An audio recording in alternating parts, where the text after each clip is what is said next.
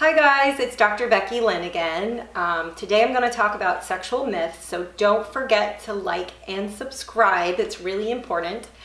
So the first sexual myth that I want to talk about has to do with orgasm. So we've all seen the movies where man, woman, partners are in bed and they all come together and then they roll off each other and go to sleep. Well, that is so not how it really works. Because many women, a good percentage of women, never orgasm from vaginal penetration. The vagina is really a route for the sperm to get up to the egg and a route for the baby to come out. As a sexual organ, it's not really a big deal.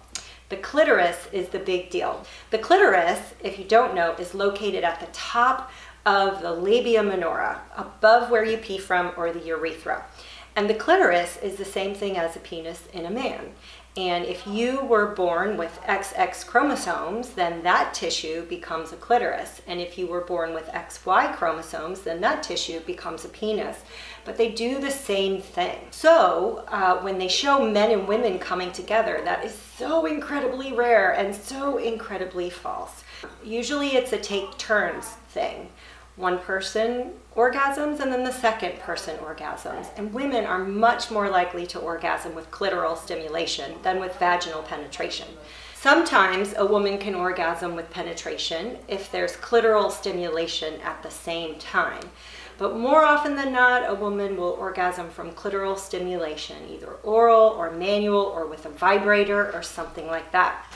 So men, if you can't get your woman to orgasm from vaginal penetration, there is nothing wrong with her. And I feel like a lot of couples come in, or a woman will come in and say to me, but I can't have an orgasm. And once you get down to it, she really thinks that she needs to have an orgasm from vaginal penetration. And I say, you're normal. So many women can't. Or some women say, well, my partner thinks there's something wrong with me because I can't. And that's definitely not true.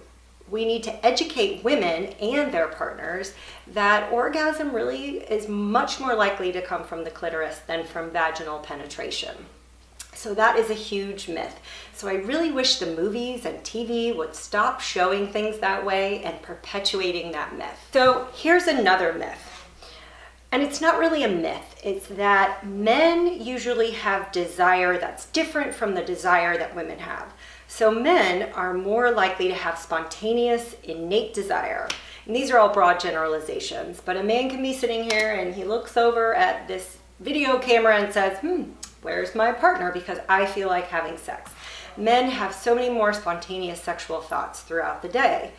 Women are much more likely to have a reactive desire or a responsive desire. So a woman may not be thinking about sex, she's going about her business, but if her partner or lover comes up and gives her a hug or a kiss or some attention, then she might think, oh, well, maybe I am kind of interested in sex or intimacy or something like that. So many couples come to me and the chief thing that's bothering the male partner, these, like I said, broad generalizations, not everybody fits into this category, but the man will say, why doesn't she ever initiate?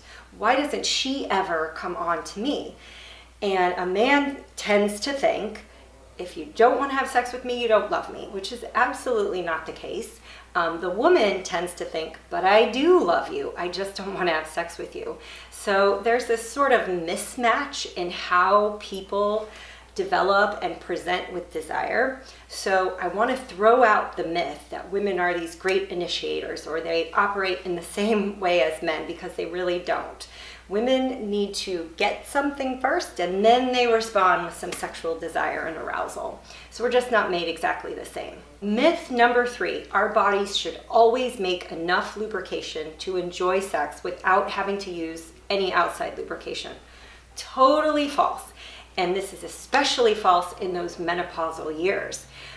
When a woman goes through the menopause, the vagina gets very dry and it doesn't lubricate well. And it doesn't mean that the woman isn't interested in her partner or she's not excited or there's something wrong with the partner. It's just that the vaginal tissue changes over time.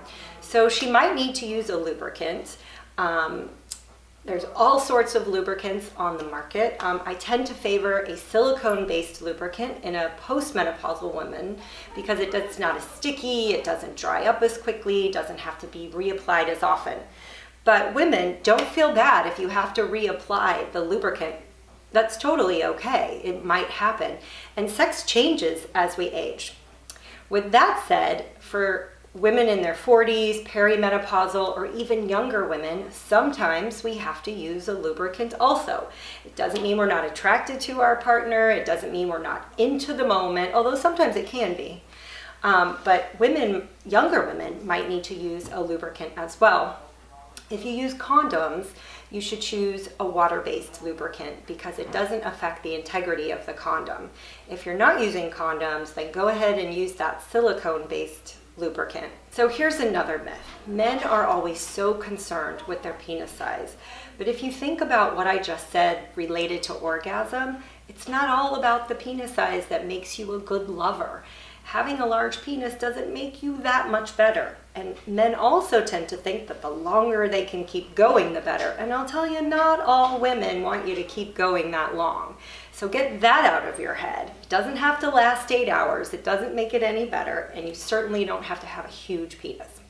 Another myth that I want to knock out of here is that only men masturbate or self-stimulate. This is so not true. But I think that society tells us when men do it, that's what they do. They think it's cool. We make jokes about how long they stay in the shower or what are they doing under the covers. And for men, it's totally acceptable. But I'll tell you, women self-stimulate or masturbate just as much as men. They just don't talk about it. And unfortunately, our society says, oh, women shouldn't do that. Women shouldn't like sex. They shouldn't be trying to pleasure themselves, which is just a shame. Because what happens is women start to feel guilty about what they're doing, or they feel bad about themselves for what they're doing. And they shouldn't. Now, I understand there are religions out there in which masturbation is unacceptable, and I respect all religions. But there is definitely a myth that women aren't doing it as much as men, and maybe they're not doing it as much as men, but they're definitely doing it. So if you do it, don't feel guilty and just enjoy it.